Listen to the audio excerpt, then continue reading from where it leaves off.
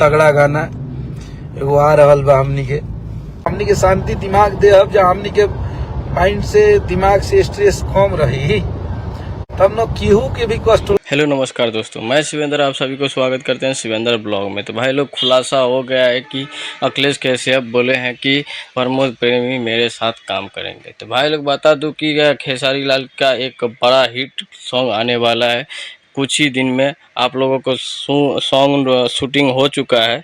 तो भाई लोग आप लोग को देखने के लिए मिलेगा 1 से 2 दिन के अंदर में। काफ़ी ज़बरदस्त सॉन्ग है, डिम्पल सिंह के साथ आने वाला है। तो भाई लोग बता दूं कि आप लोग जोर में रहिए, ऐसे ही धमाका और धमाका कीजिए। तो भाई लोग बता दूं खेसारी भैया का फ्रेंड है तो वीडियो को लाइक कर दीजिए, साथ ही चैनल पर नया है तो चैनल को सब्सक्राइब करके रखिए ताकि हर भोजपुरी का खबर हमारे चैनल पर सबसे पहले मिलते हैं। तो भाई लोग ऐसे ही आप लोग प्यार दुलार देते रहिए और ऐसे ही आपका आशीर्वाद। तो भाई लोग आप लोग सपोर्ट कीजिएगा तो आप लोगों को मैं सपोर्ट करूँगा, ये वादा है हमारे से। तो भाई लोग चलते हैं अगले वीडियो में।